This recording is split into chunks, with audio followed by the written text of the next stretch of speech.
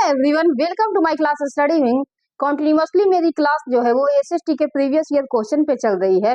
मेरी previous class जो है वो 21 जनवरी 2024 में जो क्वेश्चन पूछा गया है एसएसटी में, उस पे मैंने 15 क्वेश्चन आप लोगों को भी एक्सप्लेनेशन करवाया है और ये उससे आगे का है। उसके बाद मैंने हिंदी का गद्यांश और पद्यांश भी करवाया है मेरी प्रीवियस क्लास में, वो भी आया हुआ है, जिससे आप आराम से 25 से 30 नंबर अचीव कर सकते हैं। अब आइए उससे आगे के क्वेश्चंस को देखते हैं। देखिए क्वेश्चन 16 क्या कहता है। पवनें फुटपाथ से सूखे पत्तों को उड़ा देती हैं। पवनें कैसे चलती हैं? इसमें साफ साफ क्वेश्चन आपसे ये पूछ रहा है कि पवनें जो है वो कैसे चलती हैं। पवनें जो है हमेशा हाई प्रेशर से लो प्रेशर की ओर चलती हैं। हाई प्रेशर का और हाई प्रेशर से पवनें जो है वो लो प्रेशर की ओर चल रही हैं। तो इसका अब बात करते हैं क्वेश्चन 17 का। तमिल कृति पेरिया पूर्णम हमें किसके बारे में जानकारी देती है? तो तमिल कृति पेरिया पूर्णम जो है वो एक तमिल साहित्य है और एक सामान्य महिला और पुरुषों के बारे में जानकारी देता है कि सामान्य वर्ग में सामान्य तरीके से महिला और पुरुष रह के कैसे आध्यात्मिक ज्ञान की प्राप्ति करते हैं। वहीं क्वेश्चन 18 देखिए, किसी वस्तु या पदार्थ को संसाधन क्या बनाता है? किसी भी वस्तु या पदार्थ को संसाधन जो है वो क्या उपयोगिता और प्रयोज्यता। अगर किसी भी वस्तु अगर कोई भी वस्तु और पदार्थ हम संसाधन के रूप में यूज कर रहे हैं, अगर किसी भी वस्तु या पदार्थ का हम उपयोग कर रहे हैं तो उसे किस तरह से संसाधन बना के उपयोग कर रहे हैं, वो किस लेवल तक हमारा संसाधन के रूप में उपयोग हो रहा है, वही जो है उसे संसाधन बनाता है। तो हमारी किसी भी वस्तु या पदार्थ को संसाधन जो है वो क्या बनाता है? उसकी उपयोगिता और प्रयोज्यता। वही बात करें 19 है क्वेश्चन 19 की। वे रोग जो जल, भोजन, वायु आदि के माध्यम से एक व्यक्ति से दूसरे में फैलते हैं, उसे कौन सा रोग कहते हैं? तो जो वायु, भोजन और जल से एक व्यक्ति से दूसरे व्यक्ति में फैलते हैं, उसे हम संचारी रोग के नाम से जानते हैं। ये कवक, बैक्टीरिया इसमें होते हैं जो एक व्यक्ति से दूसरे व्यक्ति में फैल जाते हैं, जल से या हवा से ऐसे करके ये फैलते हैं, उसे संचारी रोग के नाम से जानते हैं। वही बात करते हैं क्वेश्चन 20 की। कौन सा कथन वर्तमान संसाधन उपलब्धता के संदर्भ में सतत विकास में सहायता करता है? यहाँ पे आप लोगों से पूछ रहा है कि कौन सा संसाधन जो है वर्तमान समय प्रेजेंट टाइम की बात कर रहा है, कौन सा इसमें से कथन है जो वर्तमान संसाधन उपलब्धता के संदर्भ में सतत विकास में सहायता करता है। यहाँ आप लोगों से सवाल पूछ रहा है सस्टेनेबल डेवलपमेंट के बारे में। जो सस्टेनेबल डेवलपमेंट हम लोग का है उसमें कौन सा संसाधन जो है वो जो उपलब्धता के संदर्भ में है। तो यहाँ पे ऑप्शन 4 देखिए, संसाधनों की कम खपत, संसाधन उपयोग बढ़ाना, संसाधनों का पुनर्चक्रण और ऑप्शन डी कहता है वस्तुओं का पुनः उपयोग। तो जो हम लोग सस्टेनेबल डेवलपमेंट की बात किए, तो जो सस्टेनेबल डेवलपमेंट है हम लोग का, जिसके बारे में आप लोगों ने पढ़ाई भी करी होगी, ये सस्टेनेबल डेवलपमेंट से हर एग्जाम में क्वेश्चन पूछा जाता है। तो ये जो सस्टेनेबल डेवलपमेंट है उसमें क्या करना है, हमारे आगे की जनरेशन के लिए जो चीजें हैं, संसाधन है, उसे बचा कर रखना है। तो ये संसाधन जो है वो कैसे बचेगा? हम संसाधनों की कम खपत करेंगे, ऑप्शन ए। संसाधन उपयोग बढ़ाना, ऑप्शन बी डायरेक्ट कट हो जाएगा। जब हम संसाधन उपयोग को बढ़ा देंगे तो हमारी आने वाली जनरेशन के लिए तो कुछ बचेगी ही नहीं, तो ऑप्शन बी गलत है। वही सी की बात करते हैं, संसाधनों का पुनर्चक्रण। जो हमारे पास संसाधन है उसका पुनर्चक्रण अगर करेंगे, तो जो हमारा संसाधन है उसका अगर पुनर्चक्रण करेंगे तो इससे हमारा संसाधन जो है वो बच सकेगा और हमारी अगली पीढ़ी को मिल सकेगा। वही बातें हैं ऑप्शन डी की, वस्तुओं का पुनः उपयोग।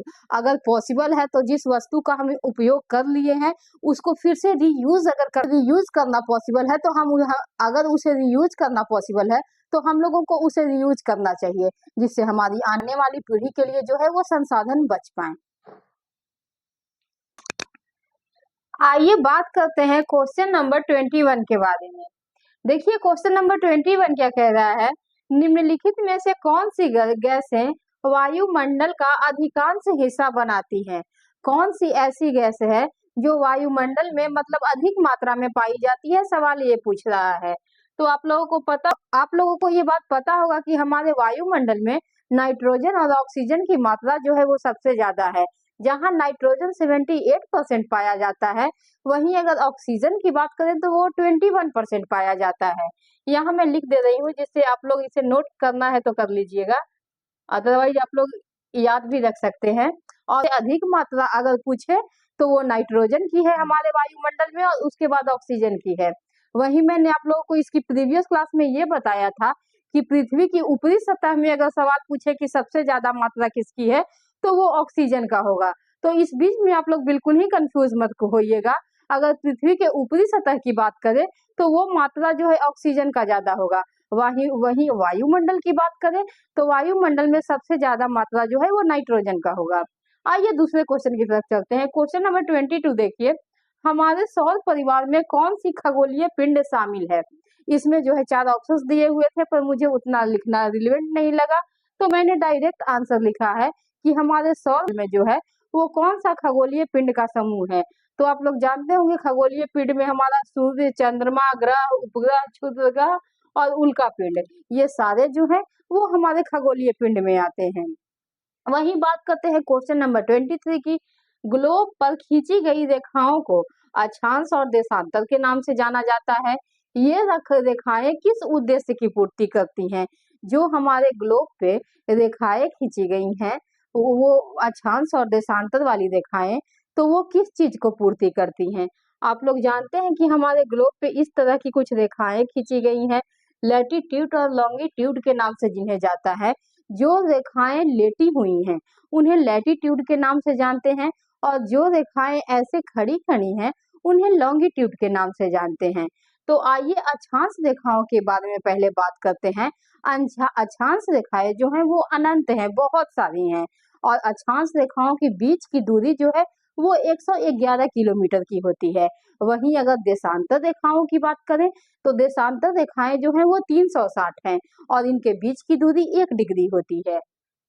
अब मैं बता रही हूँ आप लोगों को, कि इसका राइट आंसर जो है वो क्या होगा। ग्लोब पर खींची गई रेखाओं को अक्षांश और देशांतर के नाम से जाना जाता है।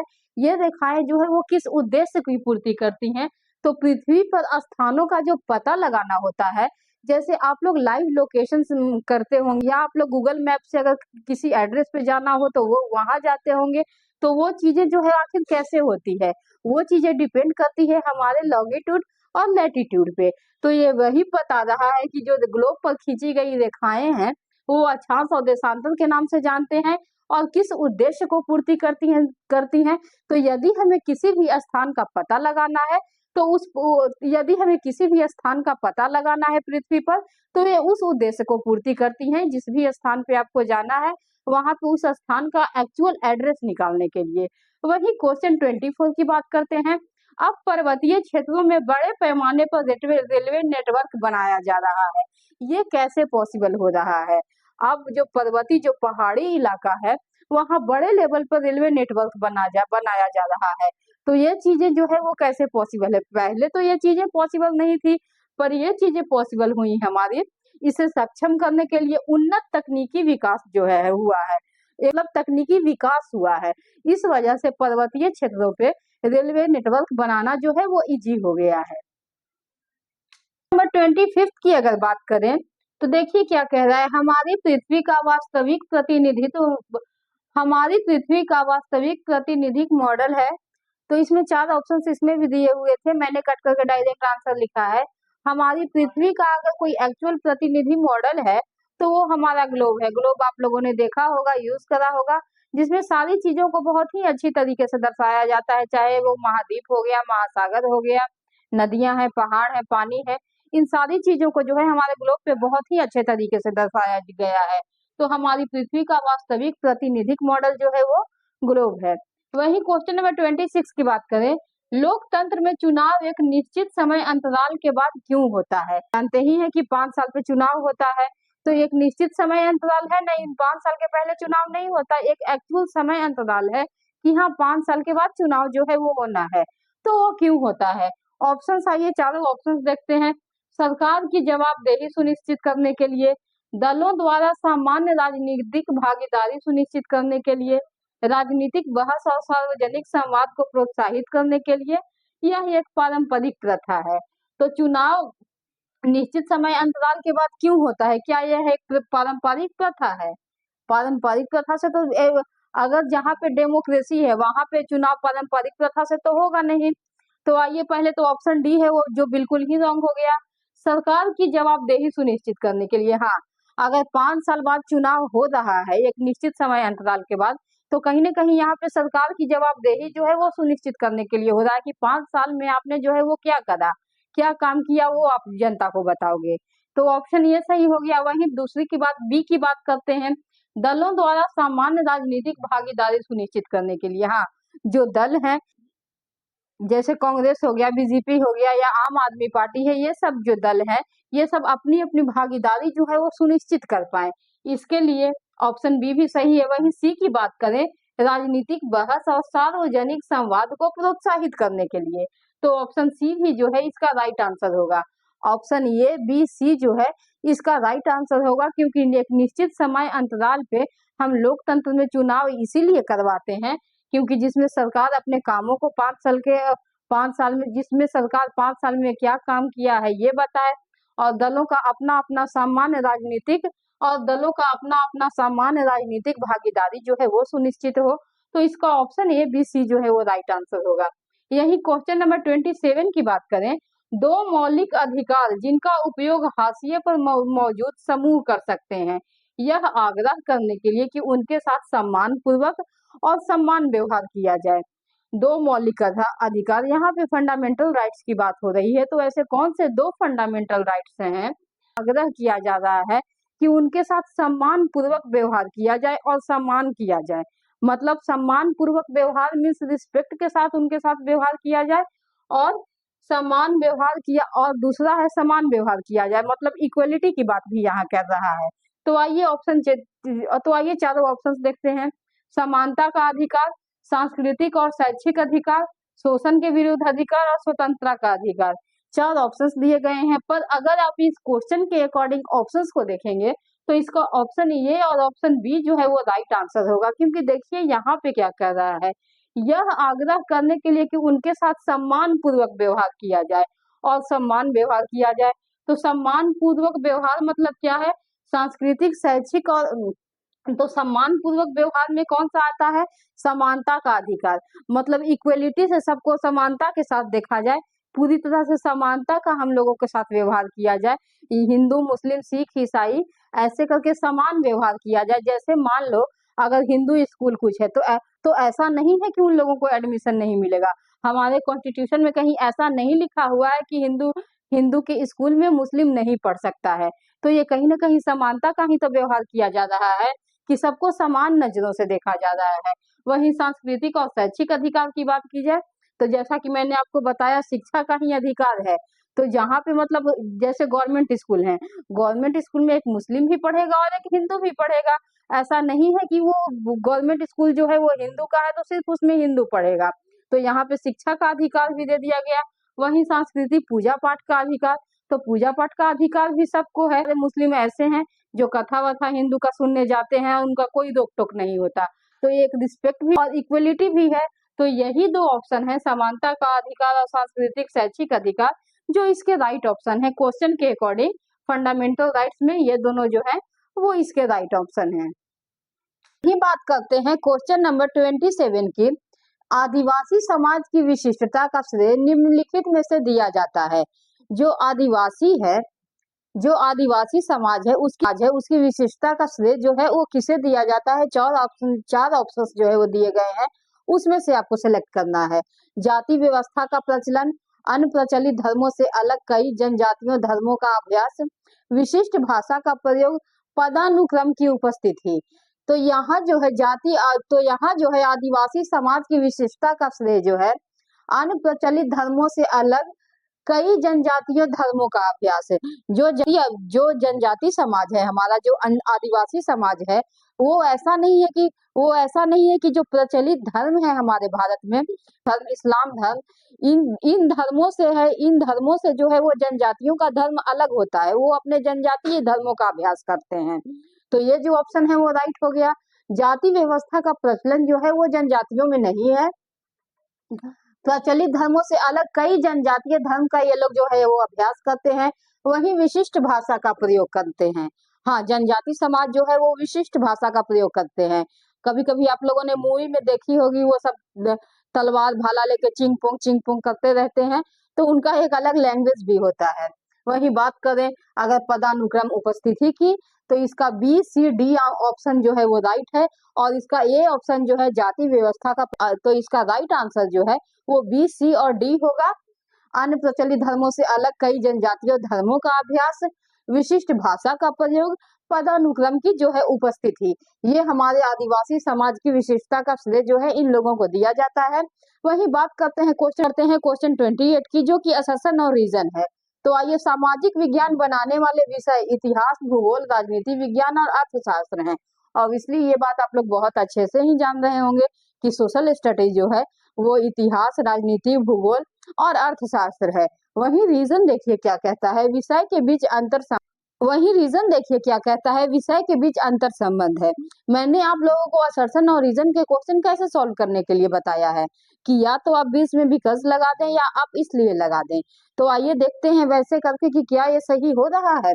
सामाजिक विज्ञान बनाने वाले विषय इतिहास, भूगोल, राजनीति विज्ञान और अर्थशास्त्र है, इसलिए विषय के बीच अंतर संबंध है। ये कोई लॉजिक आप लोगों को लग रहा है? कोई लॉजिक ये बन रहा है कि ये सामाजिक विज्ञान बनाते हैं इसलिए अंतर संबंध है? ऐसा तो नहीं है। वही बात करते हैं, विषय के बीच अंतर संबंध है क्योंकि सामाजिक विज्ञान बनाने वाले विषय इतिहास, भूगोल और राजनीति विज्ञान और अर्थशास्त्र जो हैं, इन दोनों का आपस में कोई लॉजिक, कोई रिलेशन नहीं लग रहा पढ़ने से। तो ये दोनों जो है असर्शन और रीजन इंडिविजुअल सही है, कोई किसी की व्याख्या नहीं कर रहा है। तो इसका वो वाले ऑप्शन पे आप टिक करेंगे कि ए और आर, दो वाला आप ऑप्शन टिक करेंगे कि ए और आर दोनों सही है और दोनों एक दूसरे में से किसी की व्याख्या नहीं करता है।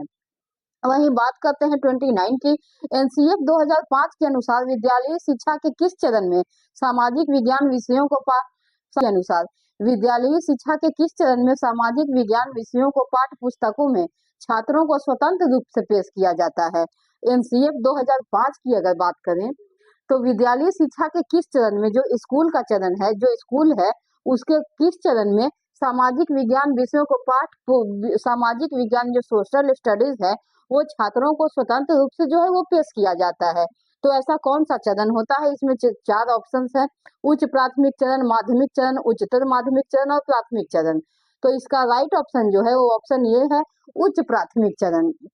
जैसा कि मैंने आप लोगों को इसके प्रीवियस क्लास में बताया भी था, इसी से रिलेटेड एक असर्शन और रीजन आया था, जिसमें मैंने आप लोगों को बताया था कि जो उच्च प्राथमिक चरण है उसमें बच्चों को सामाजिक विज्ञान का उस ज्ञान देना स्टार्ट कर देना चाहिए। क्वेश्चन नंबर वही बात करते हैं क्वेश्चन 30 की, कौन से संसाधन रणनीतियां सामाजिक विज्ञान कक्षा को समावेशी बना सकती है? यहाँ पे समावेशी की बात की जा रही है, तो आप लोग यहाँ पे समावेशी की बात की जा रही है, तो आप लोगों ने समावेशी शिक्षा के बारे में जरूर ही पढ़ा होगा, सुना होगा, यदि आप सीटेट की तैयारी कर रहे हैं तो यही पूछ रहा है कि कौन से ऐसे रिसोर्सेस हैं जो सामाजिक विज्ञान वाले कक्षा को समावेशी बना सकती हैं। तो आइए चारों ऑप्शंस पढ़ते हैं। समाज के केवल प्रमुख विचारों को पढ़ाना। आप जरा अपना थोड़ा सा दिमाग लगाइए कि क्या आप समाज के केवल प्रमुख विचारों को पढ़ाएंगे तो हमारी कक्षा जो है वो समावेशी बन जाएगी? देखिए, एसएसटी के पेपर में सिर्फ देखिए एसएसटी पेपर 2 जो है, यदि आप ऐसा सोच रहे हैं कि सिर्फ किताबें पढ़ के उस एग्जाम को क्वालिफाई कर लिया जाए तो ये इतना इजी नहीं होगा, क्योंकि क्वेश्चन जो है वो पेडागोजी लेवल पे पूछ रहा है एक दूसरे से रिलेट करके। तो यहाँ पे आपको अल्टीमेटली अपने ब्रेन का यूज करना है, आप किस हद तक सोच पाते हैं ये सोचना है। तो क्या समाज के केवल प्रमुख विचारों को पढ़ा देने से हम समावेशी या विविधता को ले आएंगे, इक्वलिटी की बात कर लेंगे? ऐसा तो पॉसिबल नहीं है। तो यहाँ एक तो सीटेट का जो है निगेटिव टैग वर्ड नहीं है केवल, तो ये ऑप्शन ऑलरेडी गलत हो गया। तात्कालिक परिवेश से उदाहरणों से बचना, जो तात्कालिक परिवेश चल रहा है उनके उदाहरणों से बच के हम समावेशी कक्षा बना सकते हैं? बिल्कुल नहीं। वही बात करता है केवल पाठ्य पुस्तकों से उत्तर देने को प्रोत्साहित, केवल यदि हम पाठ्य पुस्तकों से बच्चों को उत्तर देने के लिए प्रोत्साहित करेंगे तो वो तो कन्वर्जेंट थिंकिंग हो गया। सिर्फ बच्चा जो है वो एक लेवल में ही सोच पाएगा, वो अपनी थिंकिंग लगा ही नहीं पाएगा, वो डाइवर्स लेवल में सोच ही नहीं पाएगा। तो ये ऑप्शन भी गलत हो गया। वहीं बात करते हैं विभिन्न समुदायों और क्षेत्रों के लोगों की कहानियों और तस्वीरों का प्रदर्शन। ये ऑप्शन जो है वो बिल्कुल है, समावेशी के साथ ये जो है मेल खा रहा है कि विभिन्न समुदायों और क्षेत्रों के लोगों की कहानियों को सुनाना और उनका जो है वो प्रदर्शन करना, ताकि विभिन्न क्षेत्र में जो है लोग कैसे अपना जीवन यापन कर रहे हैं, कैसे रह रहे हैं, सबका लाइफ स्टाइल कैसा है और इन सब का अलग-अलग लाइफ स्टाइल होने के साथ-साथ ही उसे समावेशी बनाया जा रहा है। तो ये जो है इसका राइट ऑप्शन होगा डी, विभिन्न समुदायों और क्षेत्रों के लोगों की कहानियों और तस्वीरों का प्रदर्शन। वहीं बात करते हैं क्वेश्चन नंबर 31 की, निम्नलिखित विकल्पों में से सामाजिक विज्ञान पढ़ाने के कौशल आधारित उद्देश्य की पहचान कीजिए। यहाँ पे 4 ऑप्शंस दिए हुए हैं, तो ये पूछ रहा है कि ऐसा कौन-सा अच्छा कौशल है जो सामाजिक विज्ञान आधारित उद्देश्य है, वो इन चारों में से क्या है? आइए जानते हैं। मानचित्र बनाने की क्षमता विकसित करना, अंतर और विविधता के प्रति सम्मान विकसित करना, महाद्वीपों का ज्ञान प्राप्त करना, विभिन्न समाज में रहने वाले लोगों की संस्कृतियों की पहचान। यहाँ पे जो है वो एक आंसर दिया हुआ है, जबकि इसका आंसर ए, बी, डी हो सकता था, पर इसका आंसर जो है वो एक दिया हुआ है। तो इसका आंसर राइट जो है वो ये है, मानचित्र बनाने की क्षमता विकसित करना। अगर बच्चे में चित्र बनाने की क्षमता विकसित करना, अगर हम सामाजिक विज्ञान पढ़ा रहे हैं और मैप बनाने की क्षमता विकसित कर लें, तो इससे विभिन्न चीज़ों के बारे में हम पता लगा सकते हैं और जान सकते हैं। क्योंकि इसका राइट ऑप्शन जो है वो एक ही दिया हुआ है, इसमें ऑप्शन से क्योंकि इसका राइट ऑप्शन जो है वो एक ही दिया हुआ है, तो सबसे एप्रोप्रिएट आंसर की अगर बात करें, तो वो मानचित्र बनाने की क्षमता विकसित करना, ये इसका राइट आंसर होगा। अगर आप लोगों को क्लास अच्छा लग रहा है, तो please like, subscribe and share करें। Thank you.